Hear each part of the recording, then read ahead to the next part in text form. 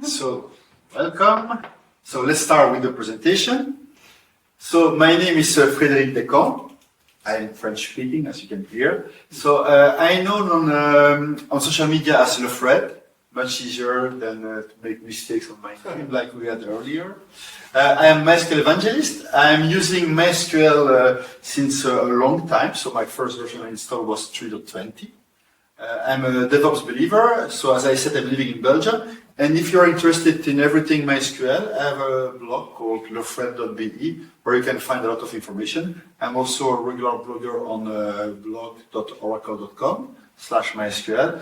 But the same content can be found here with more also different content that I have on my own blog.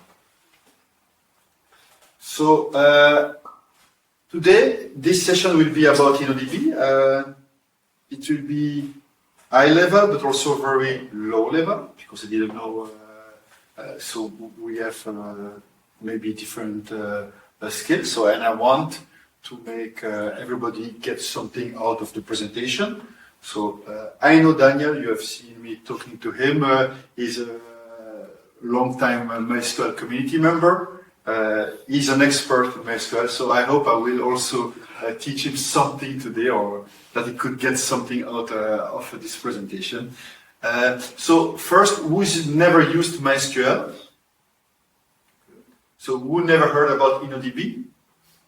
Oh, perfect. So MySQL InnoDB clustered index. So let's first check the concept, right? So every InnoDB table has a specific index, which it's called a clustered index, right? And this is how the data is stored on the disk. So usually we call the cluster index is the synonymous of primary key. So when we say primary key, this is the cluster index. And we will check an example to see how mentally people, usually when we talk about indexes and databases and tables, how they represent themselves an index, right? And so this is mental. So this is not what happened really. This is a mental representation. So we have one table and we have what people think this is the primary key index, right? And so when we add data in this table, like we do here, and the index column is this one, people see how the index will be sorted by the value. And so more data we add, we will keep that index updated, and the table will have the data like this. So, and then the index will point to the right row in the table. So this is what people think a table and an index are correlated together. But this is not the case at all in InnoDB. So this is not how it works. So how it works, this is the InnoDB representation of the table, right? So when we do an insert in this InnoDB table, right, and the primary key is here, we can see that the first row, so everything is in the same column, right? And when we insert another record where the primary key has a lower value than the previous one, it has to be stored here. So we have to shift this record, put it there, because this full table is the clustered index, in fact. The clustered index is how the data is stored on this. So every time we'll add something, it will be added before or after, and sometime maybe we have to shift even 2 rows or even multiple ones, right? And so you can see already some issues, performance issue here, but we're gonna check that together after. So this is how it works usually. And all the data is stored on this is the clustered index. So everything. Right? So is the representation stored by the primary key.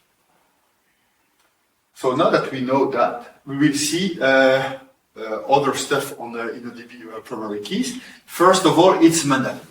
So InnoDBs, they store the data in table space. So if you are using old version of MySQL and the first InnoDB version, all the tables were in one big table space. Then we had one table space per tables. and this is mostly what people use now, but it's still possible to have different table space and put multiple tables in one table space. This is possible. But most of the time, people will try to use one table space per table. This is how they use it now, right? So we know that we are storing the record we store them by the primary key, so the cluster index, right? And of course, this key needs to be unique, right? And not null also, and should not change, should be immutable. You can modify it, but usually not. InnoDB needs a primary key. Without primary key, we cannot store the data on disk. That's as simple as that. Maybe you are already thinking, but I'm sure I have some table without primary key. We're going to discuss that. Null value are not allowed, and most of the time it's better to have a table, a primary key that will be increased one by one, monotonically increased, right? And if you need to use UUIDs, and I will have a chapter completely on the UUIDs. I know developers, they like UUIDs. It's better to use UUID to store the UUIDs. But we will check all that in details together after. So we know all this on the primary key, or we should know it now. But something we don't know is that, or not everybody knows, is that also the secondary index includes the primary key.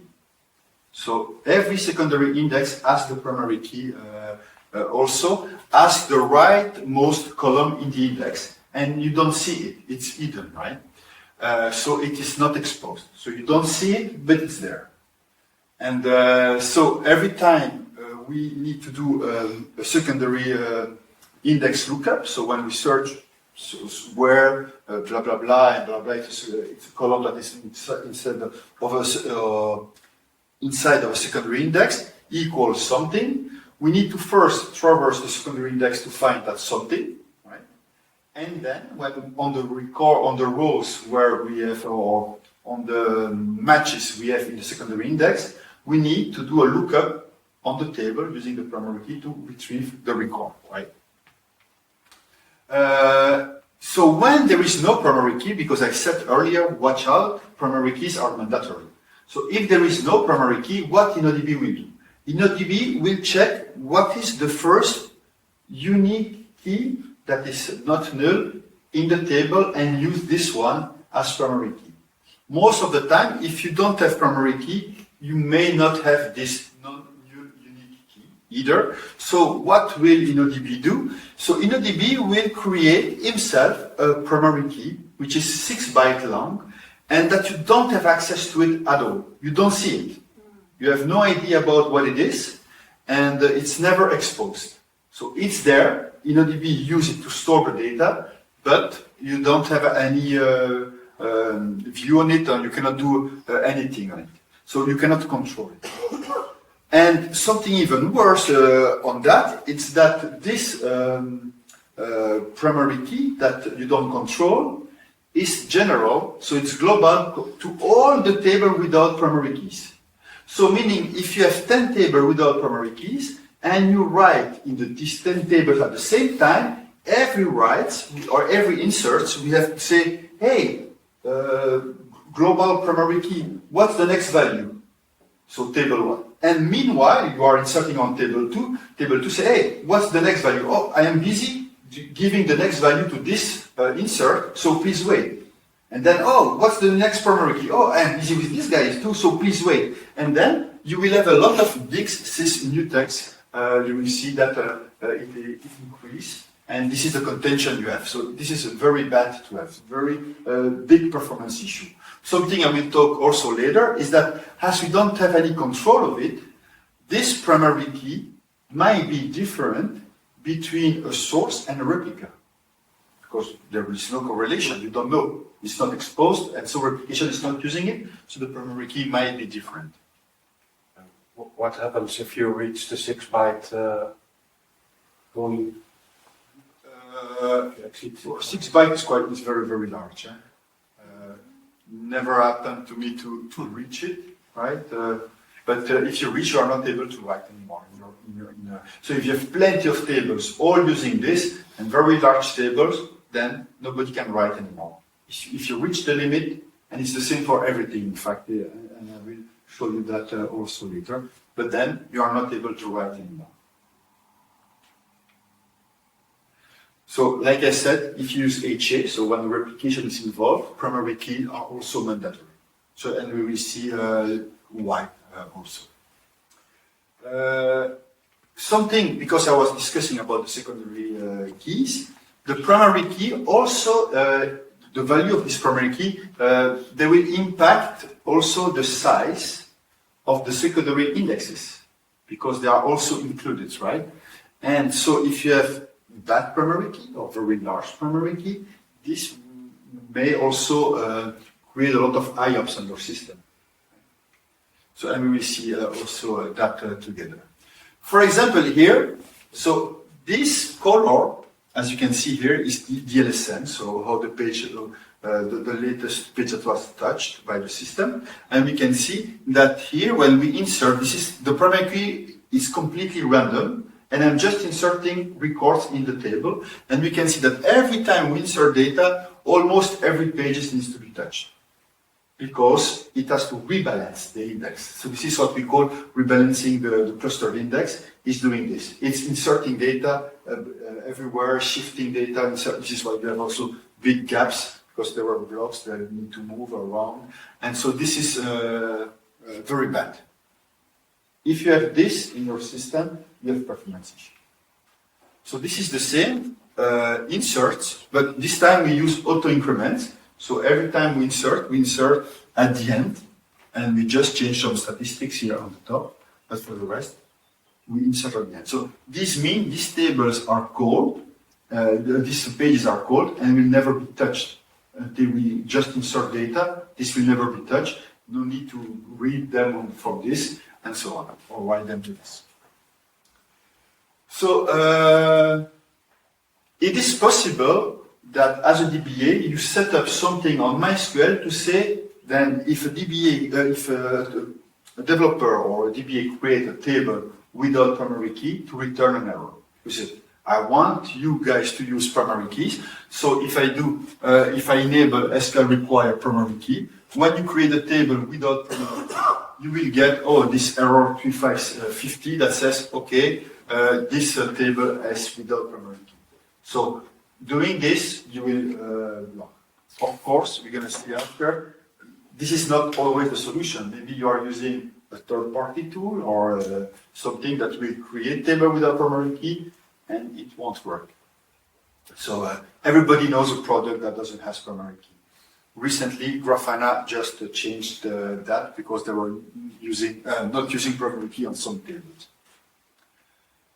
So MySQL InnoDB Primary Key, we saw that we should sort them, we should have them, but we also try to keep them short.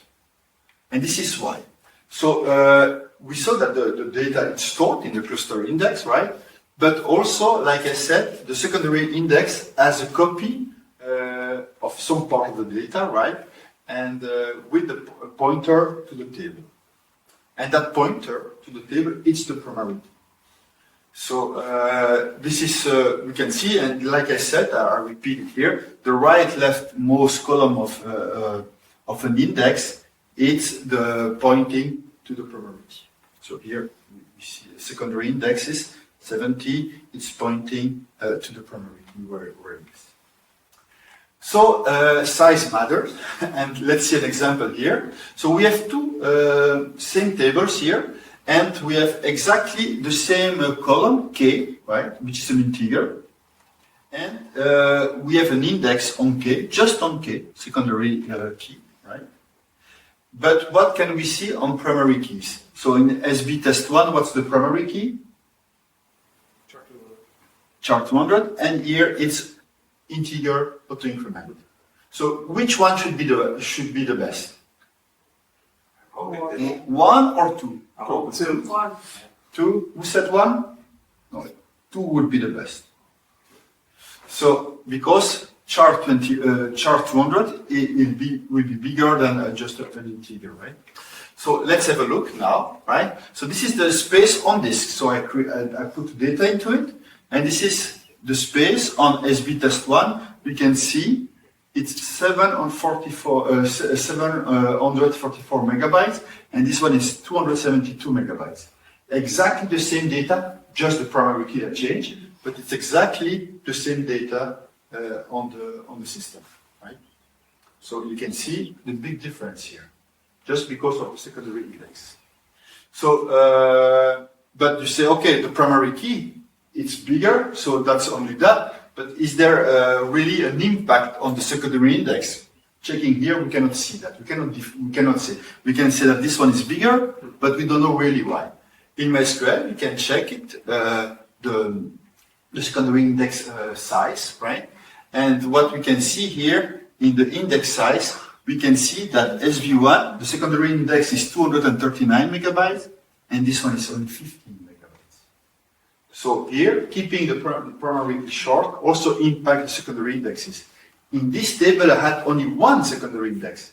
Imagine if you have 10 secondary indexes. How big will be the overhead, right?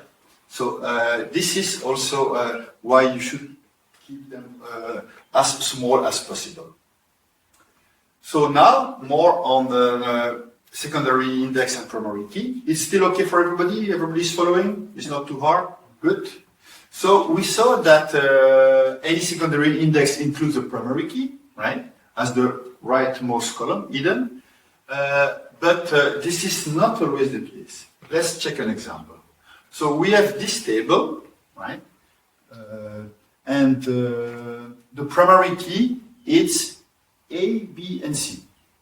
So all three together, because you can do a combined index as a primary key. It's not the primary key, it doesn't need to be one single column, but so these three together needs to be unique and not null, right? So and we will add some data here, and you can see that the F is a varchar, then with AAA by default. So now the table will contain only two records, so very easy. The first row is 1 to 5, ABC, then 7 to 11, D, E, F, right? And a date. So this is the content of the table. And so this is the illustration of that table that we have, right? And the bold columns that you don't see here, it's very bold. So the bold one are the first three, are the primary key. Okay. Now I will add a secondary index on the column, and this I will create that index on F, so the char we have, right? This will be the secondary index, and so it means it will have the secondary, the value of that column index plus the ABC value pointing to the row, right?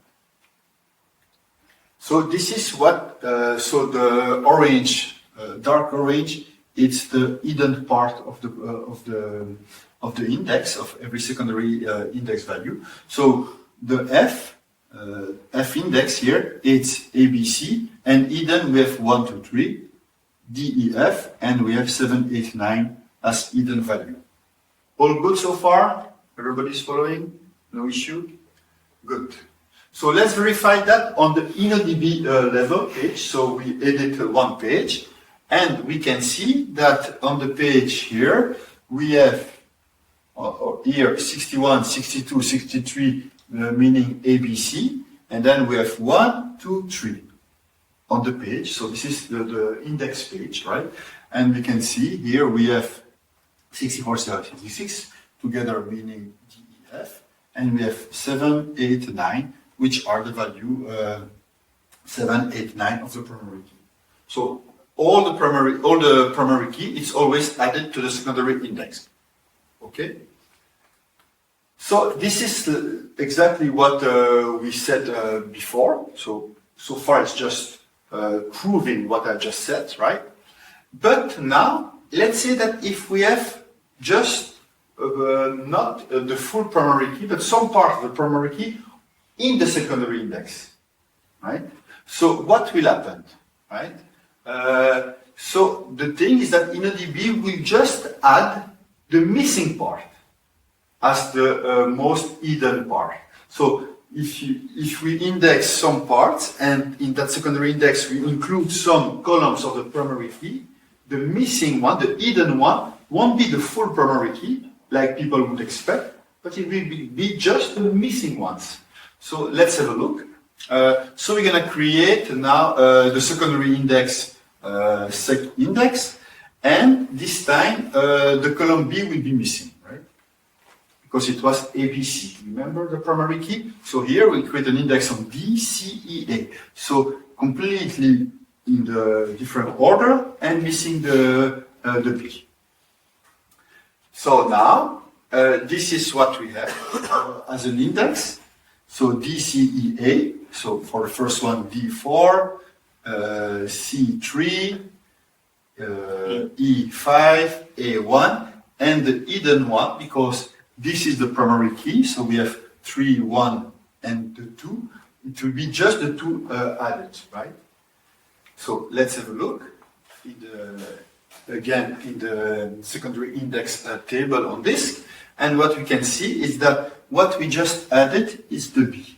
So the other ones, they are already there, and we just added the B as the hidden leftmost column in the index. So we have DCA and B, it's added at the end. Same for the second record, right? We have then 7 and here 7, and the 8, it's added at the end. So almost nobody knows that, but it is how it runs. So, and this is also documented in the InnoDB source code. So if you check in the source code, you will see that a primary key column prefix, full primary key column, which don't exist in the secondary index. So this is what includes. So if they are not part, they will be added there. So now more complicated. What if I add just a part of one of the column that is part of the primary key? So instead of putting like column A completely, I will just say, oh, I just want to take the first 2 characters of column A. What will happen? Will it add the missing characters, or it will add the column completely at the end? Any idea? Daniel? No idea? I don't know, but I would guess that it's adding the complete column. It will add the complete column. So now we will just prefix part of the primary key in the secondary index, right? So here, for example, I create a new table, A, B, C, and the A and B are varchar, so with plenty of data. And my secondary index, so my primary key is ABC, so ABC again, so characters, and integer. And I create a secondary index on C, that is part of the primary key, F, that is the column I want to index on it, and A, but A, instead of taking everything, I only index the first 2 characters, right? So if I check then here now, what will be added on the system, we can see, so we have the first 2 columns, the first 2 characters of A in it, in the index, but also after the full column there. So this is because it will add it, it doesn't split how many characters there are in it, it will be way too slow for it, so it will add the full column. So, you are all still there with me? Good. So MySQL InnoDB Primary Keys, but now the developers say, yeah, my legacy application didn't define any primary key. And when I add one myself, an auto-increment, because as Fred said, keep it short, keep it increment, so I want to do it, and I did it. But now my application breaks, because my application was not expecting to have an extra column, right? Because my application was not selecting the column, it was setting star, for example, something like that. So I have an issue. What can I do? It's easy. You just then create a new column that will be invisible and use that invisible column as a primary key. So that you can do in MySQL 8. So for example, here we have a table. You select star from actors. So we have some actor names and the age of them. And do we have a primary key? We could, but we don't. If we check, we can see that, let me see if we have it one or not. So if you don't know if you have, which table don't have a primary key, you can search in information schema for this gen cluster index. Remember I said you had this global 6-byte index, and the name of this is gen cluster index, generated clustered index. So if there are tables using that index, it means that they don't have primary keys. So when we run this query, we can see that the Hollywood actors table has no primary key defined and use the default generated one. So we know that it doesn't has. So when we check the definition of the table, indeed, we have the name, it's a varchar, we have the age, which is an int, and there is no secondary index, no primary key, there is nothing there. Right? So this is good, but this is not good, but this is good to what I want to show. So let's add now hidden primary key. So what we do alter table, actors, we add an ID, which is an integer, unsigned, auto-increment, primary key, invisible first. So I mean, I want to put it at first. It's not mandatory, it's just easier. People expect the primary key as the first column, and it will be hidden. So if I do again the same query, select star from actors, no primary key. My primary key is not there. My application won't crash, but there is a primary key, meaning it's good for replication, it's good for disk space, it's good for insert data, IOPS when we do all that. No, it's very good, and there is nothing complicated here. But that hidden column, if I want, and if I specify it, so here we can see it here, so the ID, it's there, it's invisible, and if I want, I can specify it, right? But first, if no, I want to add new data. So here it was data already existing, but if I want inserting data without specifying the name of the actor and his age, just like a lot of people do, they just insert values and that's it. Will it work? Yes. So you can do insert into actors, value, JMScan 81, and it's done. It's invisible, so it doesn't care about it. If you don't specify, it will work. But that's always the case, right? Sorry? That's you normally don't do your query where you give it the key, right? No, you don't. No, you don't need a key. But if you specify, usually you will do here insert into actors. Then you will enter name, age, close the brackets, value. Yeah. Or if you put the ID, if it's an auto-increment, you will put 0, and then it will upgrade it by default. Right? But if you don't put anything here, and you have a normal table with a hidden ID and you don't put anything, it will fade. We say the amount of column doesn't match the amount of real column you have on the table. So if you want to see this ID that is invisible, you just specify it. If I do select ID, I can see it. Right? So if you don't specify, you don't see it, but if you want to see it, it's there. So it's already good for you as a DBA to say, oh, my developer create table without primary key, I will create an invisible one. And yeah, so here, this is what I said, it's externalized for replication, that is good. But there is something even better now, and this is the GIPK mode. Who never heard about GIPK mode? You will learn something again. So since 8.0.30, you can also enable GIPK mode in MySQL. So meaning generated invisible primary key. So you define something on the system, and then every time people create table without primary key, MySQL will generate it for you. Invisible one, good in size, good for replication, good for everything. So to enable it, you control that using SQL generated invisible primary key.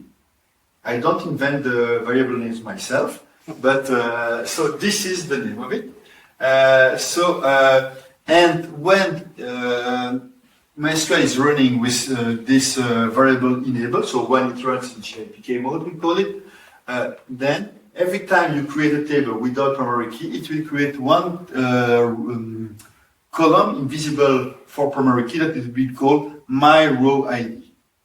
So that's the name. It's always the same name. There is no way to give it another name automatically. There is no configuration variable. Say, oh, every time my key I want to call it underscore ID or whatever. It will be always MyRowID. This is hard-coded. It's like that. So now, as you can see, I will check the value of SQL generated invisible key, and it's 1. Okay. So I create now one table, and I give name varchar beers into it. I insert some data, some records in it. I will do a select, and we can see the records there. No primary key. It seems at least there is none. And so what I wanted to do works perfectly, and there is no message or whatever. Now, if I check the creation of the definition of the table, what we can see is that there is an invisible table, invisible column, which is MyRowID, which is begin inside, not null, auto-increment.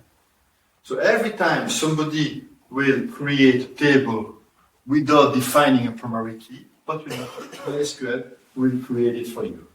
So this is for performance the best, and for replication the best. And also, if you plan to migrate to the cloud, to OCI cloud, for example, where primary key are mandatory if you want HA, but at least you have them. So now, if I do select star and I want to also show MyRowID, it's there. If you specify, it's exactly the same as what we did before, but now it's all automated, and when I do select, it's there.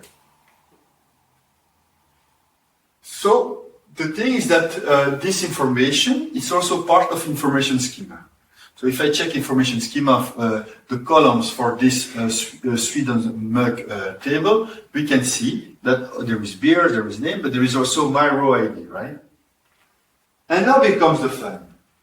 Because you should not do that, but I know plenty of people doing that. And if you do, don't be shame and just tell me, so I know there is some extra. I've seen plenty of applications when they generate forms or whatever, they check in the information schema table the definition of the table to see, oh, this table has 3 columns, so, and this one is an integer, this one is begins or varchar, and so they create this output or auto-generated form with that information. Who's doing that? Nobody? Oh, that's perfect. I've seen it, but I have not done it. Okay. But it happens. And then people say, yeah, my application or my legacy application. This is the term to say, oh, it's not my fault, it's somebody else who made this for me. It's doing that and then it breaks. What can I do? You tell I need to use primary key, I want to use the JPK mode, but it fails. So what can I do? So it's exactly what he's telling here, right? But how can I do it, right? Then it's easy. You will use one of the longest variable name in MySQL. So if you don't remember, just go select show variables and you will find it very easily. If you get rid of all the performance schema that are even longer, and you have this variable called show JPK in create table and information schema. So if you put 0 in this variable, right? When you check in the information schema, so this is in a session that can be global system, right? What happened? This MyRowID is not there anymore. Right? So if I do show create table, it's not there anymore. So it's there, it's good for application, it's good for performance, it's good for everything, but you don't see it completely. Now, placing my position. What? When you go back, the ordinal position is 3 and 2. Yes. One is missing. Yeah, But one is missing. missing. No. This is the way for you to see that it was. Yeah. So Now something extra on the primary key again, because I wanted to tell you everything I know on primary keys, is that you need to keep an eye on the auto-increment value, because I told you should keep it short, you should keep it incremental, right? But you should also keep an eye on this short and incremental. Let's see an example. So when you use an auto-increment value as a primary key, right? Usually we type integer. By default we use big int and unsigned. So negative value we don't care. So it will be only positive value and big int. Big int gives you plenty of space. But because you saw tutorials or whatever, many people just do auto-increment, int auto-increment, so you will already split half of them negative, so it doesn't use, but they are there, and you just have the other positive half for you. And if you add a lot of records, you can reach the end, and what happened at the end? You are in troubles, right? So for example here, I insert into T4 ID value. When I put 0 as an auto-increment value, it will just take the next one. And he says, oh, this is a duplicate entry because this is just a small int, 128 values, and it cannot go above. So every time you will enter, you will try to insert, you will not be able to insert data anymore. So you should keep an eye on this, on the value of the auto-increment to see, oh, watch out, this table will be filled up very quickly now. We were not using it before, but now it seems that Diction is using it very easily. So what we need to do, we need to do some changes on the data type because it will be exhausted. So how we can do that? This is the query. Yeah, slides that will be shared, so you go on the thread.be or on Twitter and you will get them. And when you run this query, it will give you, for example, okay, the table schema was test, the table was T4, the column name was ID, and it was a tiny int, right? And the max value is 127. The auto-increment value now is 124, so we are reached 98% already. Right. So you can see, with that, you will see all your table that where you are reaching the max. So you know then what you need to do is to change it to begin, right? Begin and sign, this is the best. So when you do begin, just to show you what's the best primary key you can have in MySQL. Some people can also use serial. Who's using serial? Yeah, I was never using it, and I was to a conference, and I saw a guy who was creating all his table with serial. I said, oh, I didn't even know it was working. I just saw the slide, so I tried directly on my laptop. But you can so create an auto-increment with the serial. Even without knowing it, I knew I didn't like it for one reason that I didn't know, but I was right, because what it does, it creates the primary key, but it creates a unique key also when you do serial. What's the reason of it? I have no clue, but this one, it's a duplicate of this, so you should get rid of it. If you use serial, watch out that you create also another unique key, and duplicate indexes, so you spend time. You need to also, what do you call it, not manage, but keep track, and every time you update or delete, you need to also update this one. So, yes? So what exactly is serial? So serial is an alias for begin, unsigned, not null, auto-increment, unique. And because it has unique, it creates that extra index that you should get rid. But it is valid, so it exists. So it's good to know that you can see that, and some people are using that to not create auto-increment. They will use this serial, right? Just a shorthand way of writing that. Yes. But it creates a unique index extra.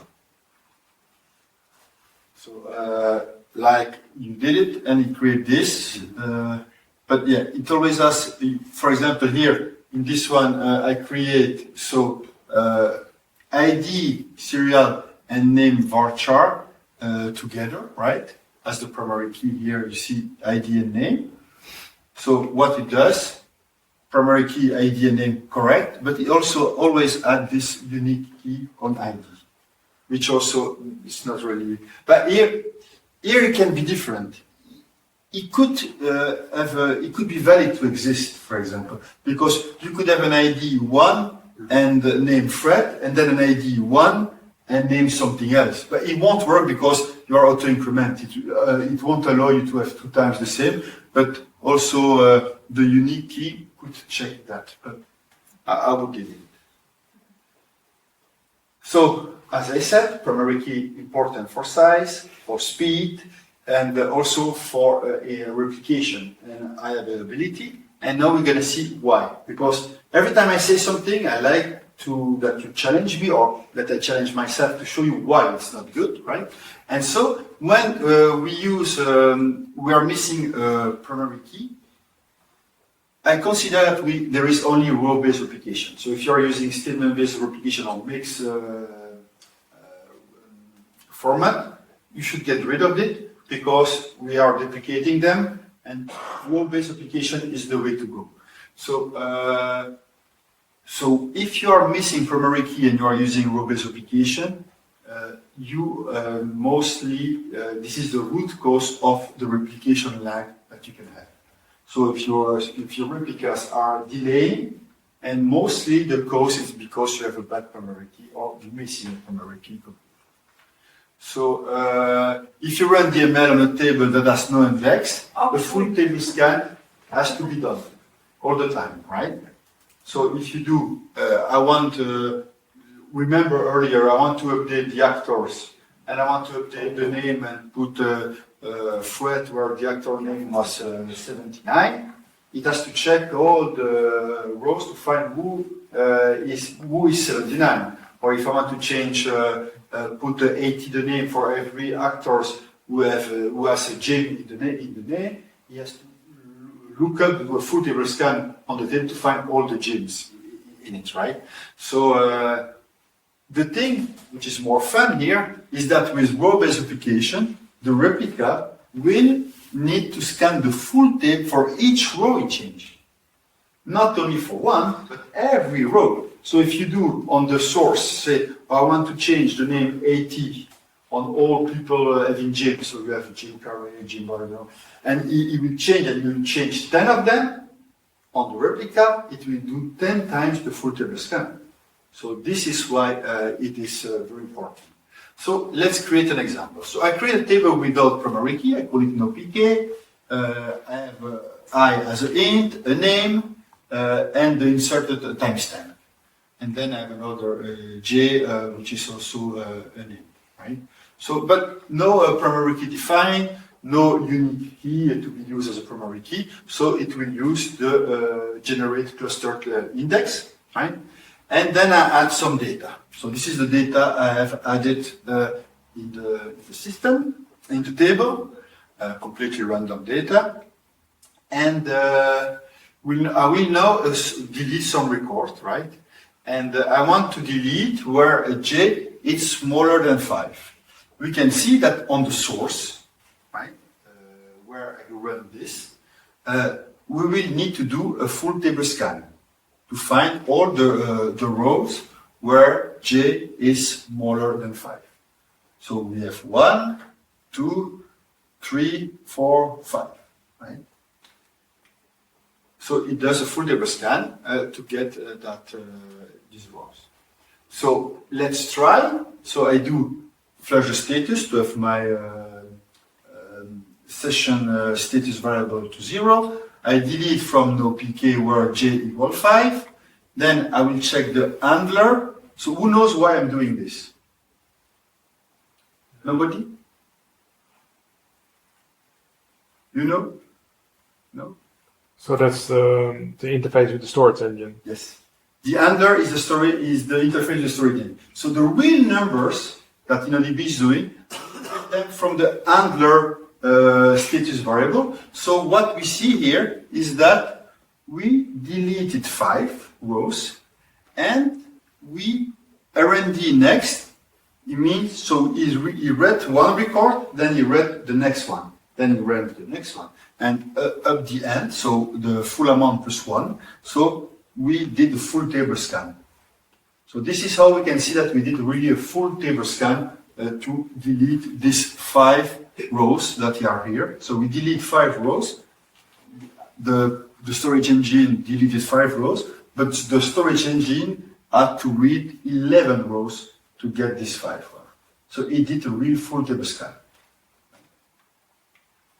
So now, this is what we have in the binary log. Binary log is what we use to do replication or to do point-in-time recovery. So what we see here is that we did this 5 deletes, right? And every row that were deleted is an entry in this event, right? So we have this one where J was 0, 0, 0, 3, and 3, right? And all these are events. So meaning this is sent to all the replicas, and then the replicas will execute them one by one. Meaning full table scan, full table scan, full table scan, full table scan. So you can imagine, here it's 11 records. But if you have a table of 2 or 3 terabytes, this is costly and this creates lag, right? Yeah, this is when also GIP came out, it's perfect with replication. So if you use, it will work without issue. And it works good with row-based replication. With statement-based, you get an issue, so you should not use a statement-based replication. You can also, when you create a channel, you say, oh, I want to be a replica from this source, this server, because one MySQL can be also a replica of multiple source or whatever. And when you say, oh, I want to be a replica of this one, but I want that every time that I create data that comes from it, I need to have a table with primary key. You can say that inside the channel itself. And this is very useful for live migration. When we use group replication, so group replication, so what I show you with binary logs, it's mostly related to asynchronous replication, which is what exists since ever in MySQL. But we have also group replication. So who never heard about group replication? Okay, so group replication, it's the replication based on Paxos. It's the main-source implementation of Paxos, meaning that the group has a consensus when you write the data, and this is a definition compared to asynchronous that makes it required for high availability. So most of the time with InnoDB cluster, you have 3 nodes, and when a node receiver writes, he sends the write to everybody else. When the majority says, oh, we got the write, the data we need to write, we got it, you can commit. So you don't lose data. So with when you use InnoDB cluster, your recovery point objective is 0. So you don't lose, RPO is 0, you don't lose data. But compared to asynchronous, the people who wrote data can have a bit of latency, can be a bit slower, depending what's the latency of the network and everything. But it allows you that if the node, one of the nodes crash, another node takes over the write and the role, the leader role in Paxos, and will also do the write. So, but when we use this to see if there is no conflict, because you could write on multiple nodes, there is a process called certification. It certifies that the transaction you want to commit will work or not on the system. There is no conflict. So we check that during the certification, and to do the certification, we need a primary key. Without primary key, certification won't work. So this is really required, and if you don't have primary keys, it won't work. So when you enable that, you create a table without primary key, we say, oh, no, I don't allow because I am part of a group. If you want to go to OCI and use HA, it uses also Go replication. You say, no, you need to have primary keys on your table. So this is needed. And to go with that, when you want to migrate data from one machine to another one, people are using usually MySQL dump.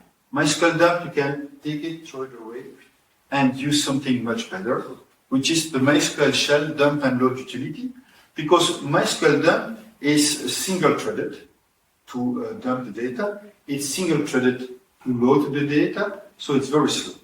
So here with MySQL, so yeah, of course, if you really want to use MySQL dump, there is generated invisible primary key. You can skip them if you want. If you say, oh, I don't want them, you can add that. But like I said, MySQL dump, you should try to forget it.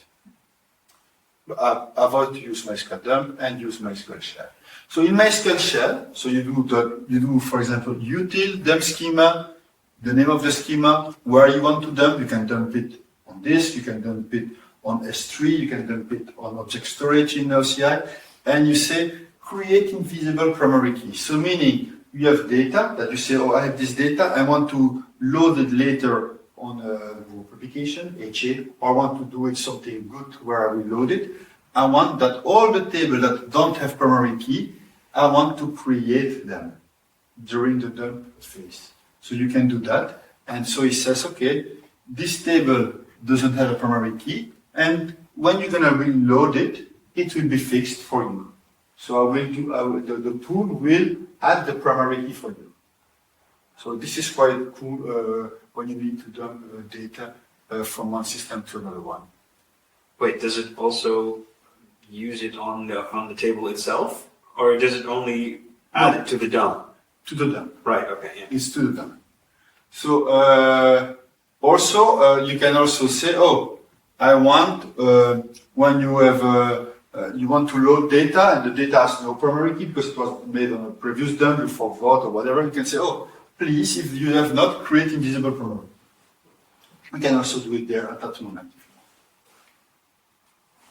And this works also for to dump to this or to something, but you can also use it to copy to another instance, because we have added that. So you can say, oh, I want to copy the smug schema on this new host, on host 2, and on that host, when I copy it, so you don't use an intermediate storage, you copy it directly on another machine, you can say, create the invisible primary key for me.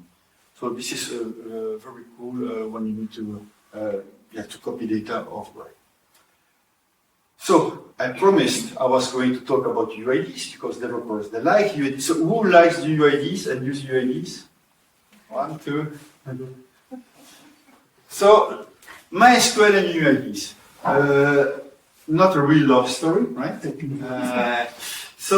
There are two major problems with UUID and primary key. It's that depending of how you create or you generate the primary key, they can be completely random.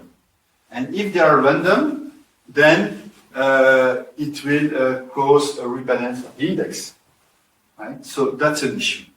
And of course, as they are included in each secondary index, depending on the collation, on the chars that you use, if you create UTF-8 and before UUIDs, it can be very large on your indexes.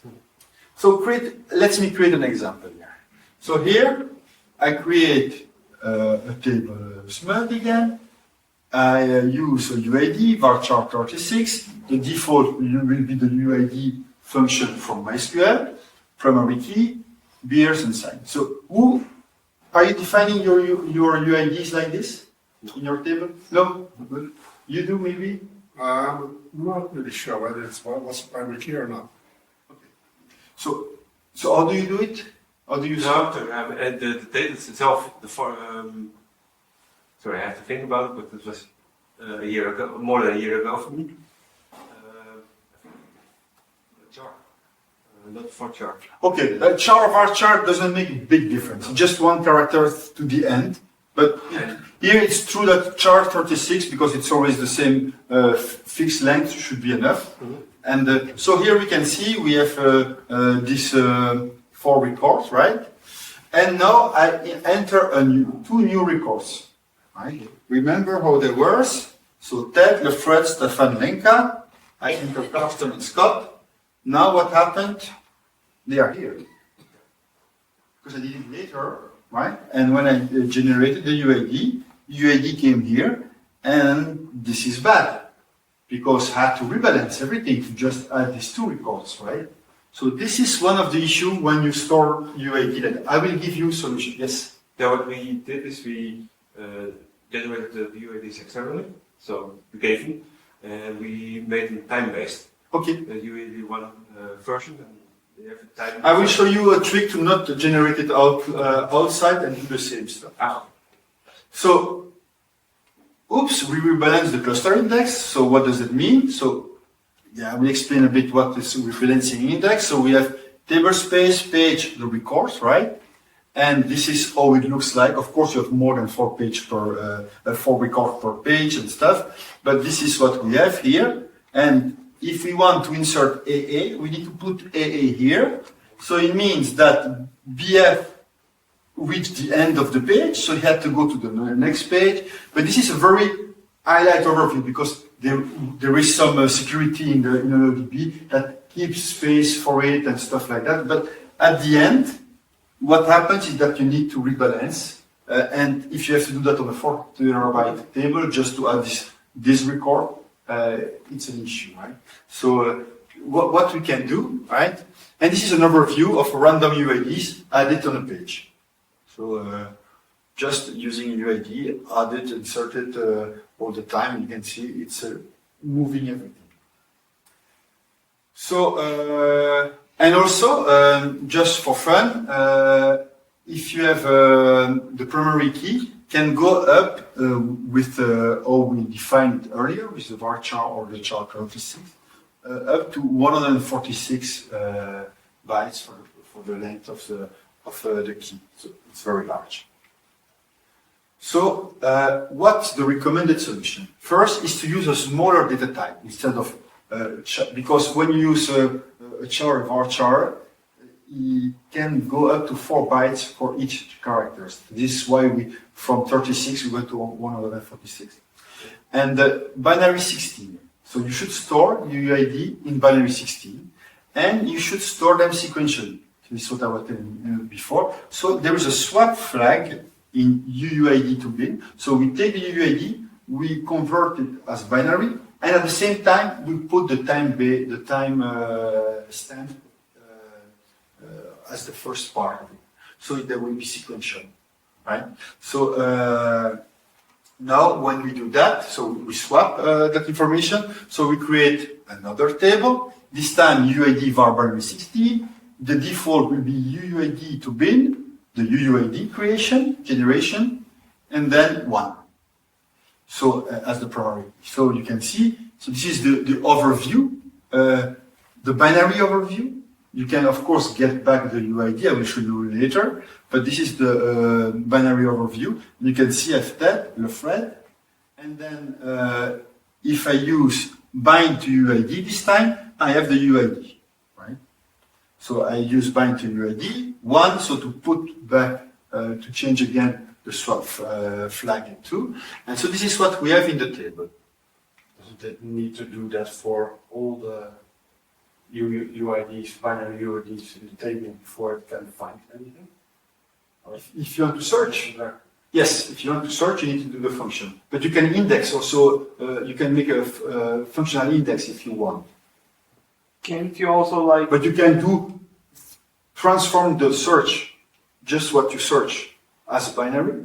So you, and then search for that. But if you put a timestamp in front of it, you don't know. No, it's not the timestamp.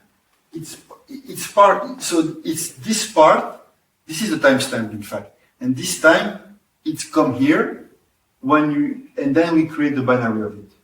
So this is why, when for example here, I add Carsten and Scott, and this time Carsten and Scott are behind, are after, because we swap the bytes of the timestamp. So we put it as binary, and then the timestamp is in front, so to be sequential. And so if you are looking for, you see, 4, it's before 7, but on the table, it's there after, because it's stored after, because it's stored in binary format like this. Right? And let's say you are looking for this UUID in the database. What you will do, okay, select name beer some smug2, where UUID equal, and then you do again UUID to bin, put the string you are searching, comma 1, and then it will find that one directly. Okay? Just need to add the function. For my visual map, it just sort of adds the timestamp in a separate. No, it's not added. There is already the timestamp. The timestamp is part of the UUID. Part of the UUID. This is UUID version 1 in MySQL, and it has the, and I will show you also after that what we can do with it. So now, as you can see, when we insert, it's perfect because we insert sequentially, so we don't have to rebalance anything. And if we check the size of one entry in the index, so you see here UUID to bin, the UUID I'm searching, 1, and you can see the key length is 16 instead of 146. So the index is smaller and it's better. So the UUID that are generated in MySQL are UUID v1, I described as they are described in RFC 4122. So it's a unique identifier that is generated using the timestamp and the MAC address of the computer, right? So on the server. There is different UUIDs, of course. There is also UUID v4, which is completely random. No timestamp, nothing, just random numbers. And then you have UUID v7. I'm not sure they are already fully, it's always in draft. There are plenty implementation of it. It's not like v1 and v4. And this one is using a timestamp and random numbers in UUID v7. So with UUID v4, we cannot do anything. So you should really, in databases, forget about UUID v4 if you want that, or if you want them, not use them a primary key. You need to use it as another column, right? So, like we said, the UUID v1, it has the timestamp in it. So, will it be possible to extract that time and to see when the UUID was created? So I created for fun a component called MySQL component UUID v1, and when you use that component, you do UUID to timestamp and one UUID, and this provides you when it was created. So it's fun just to see how we can play with that. And if you want to do UUID to timestamp long, it gives you a longer stuff. So that was just to see, okay, we have that timestamp, can we do something with it? So it's stored in the UUID, that timestamp. If you want to play with UUID v4 or UUID v7 in MySQL and generate them yourself in MySQL, I have also a code there that you can use, and it's a component that you can load on your system, and you will have that. So for example, here, the timestamp, UUID v1, so the normal one, UUID v4, UUID v7, you can play with them. And How does the UUID v4 guarantee that there is no guarantee. unique? There is no guarantee. Oh. So Usually, yeah, you we need, might just break. you need to index and put it as unique. So if it failed, you need to try again. Oh, okay. So there's now a very, very, very tiny chance that you Yes. have. But it could happen. It could, yes. Because it's completely random. So this is just some minute after. You can see they are completely different. And once again, always just to show a different number. And what you can see here is this one, because they are on timestamp based, they are sequential on the v7. You don't need to swap. And finally, this is the last chapter. Who ever heard about MySQL Document Store? third parallel. You are wherever you are. So MySQL, sorry? Does it have to do with JSON? Or? Yes. Ah. So in MySQL 8, or since MySQL, you can store JSON documents and use MySQL without a single line of SQL with CRUD operation.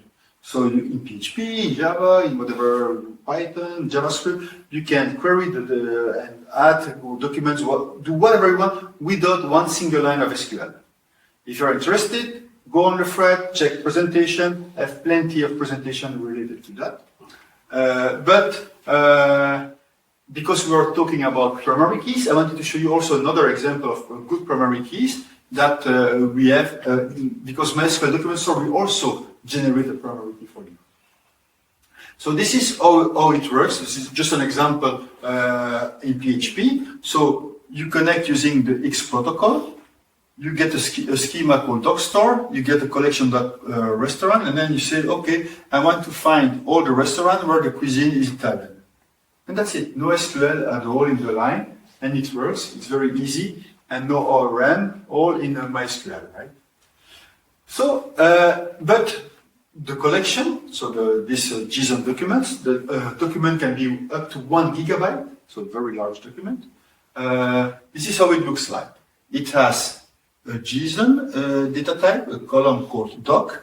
It has an ID, which is a var binary 32, that comes from the JSON document. So you can see JSON encode, JSON extract from the document underscore ID. Right?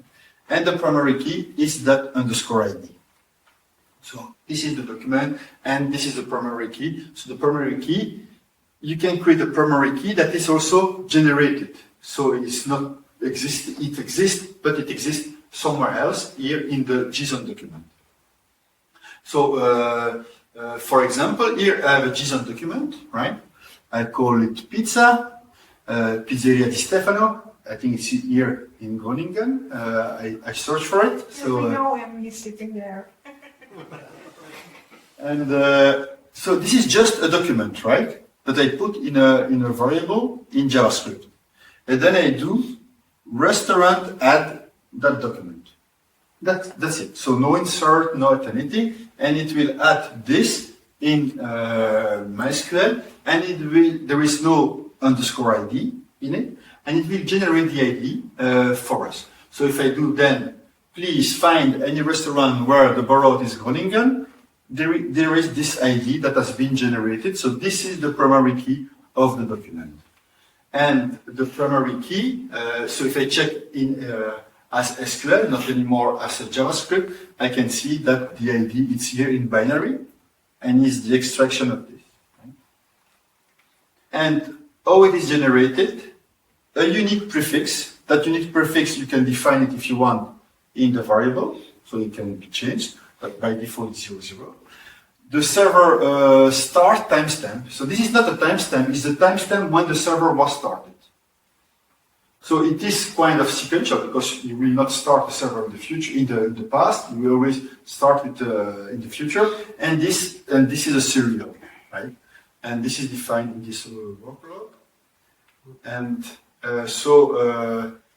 you can, if you want, you can extract from the ID when the server was started. Just for fun. Why the server start time, not current time or? I have no idea. I have no answer. To be honest, I discovered that and I play with that just for the presentation here, because I wanted to give you everything on primary key. And I said, oh, we have another type of primary keys in the document store, so let's have a look at it. How is it created? So why server start and not? I think server start because server start it's. On the session you are, it won't change. They don't need to update that all the time. Timestamp needs to update it all the time. So if you add 20,000, for example, I have an example when I did the document store when we add more than 25,000 in less than 1 second. So it could be problematic. So this reached the end of the session. If you like MySQL, please share your love on social media. #MySQL, MySQL community.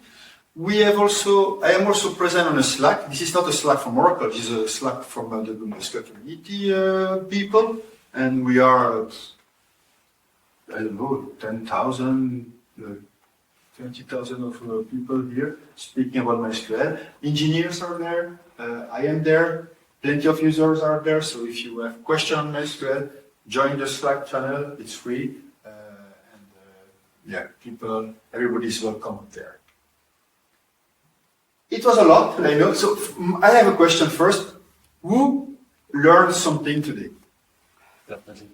Yeah. You too? Yeah. Then I succeed.